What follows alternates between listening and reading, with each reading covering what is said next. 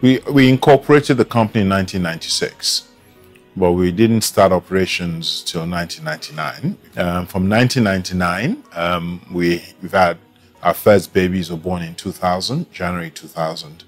And since then, we have been providing services to Nigerians. We have about 1,500 babies that have been born following treatment in our clinics. The consequences from a social perspective are significant. It's a cause for divorce, causes serious stigmatization. Infertile women are ostracized, and men without children also feel inadequate. So people will go to any lengths to seek redress to this very important issue, and that is what provides the opportunity. Before we started at the Bridge Clinic, most couples who required these services had to travel abroad.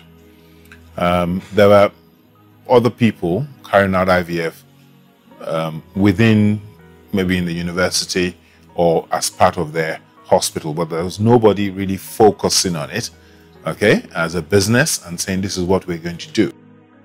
I think there are two aspects that excite me. The first is the warm and nice feeling you get when couples bring their children back to us.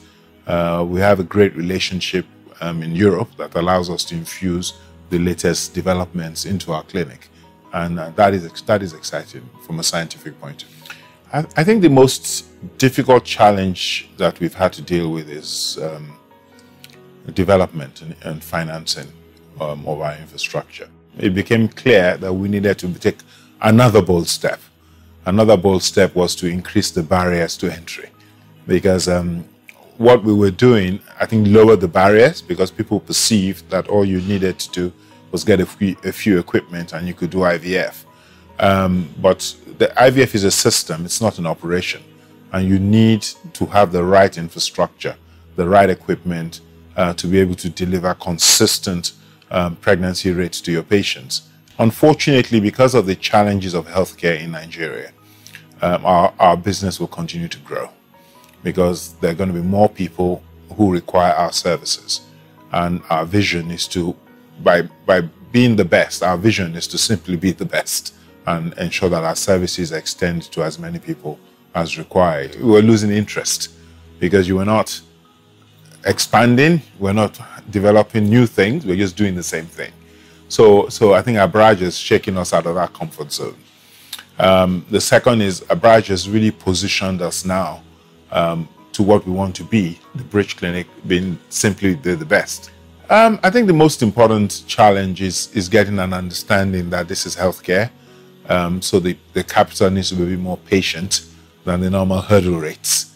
And we're transitioning into a new phase. And with this new phase, we have to empower the staff, train them, give them the leadership skills that allows them to hold their own, so they're not all dependent on Dr. Ajayi. And that takes time. And I think, so I think healthcare needs to be considered, given that special consideration rather than a usual private equity deal. But to get our technology right, it's expensive and all of that costs money. So it's important that we also see it as a business.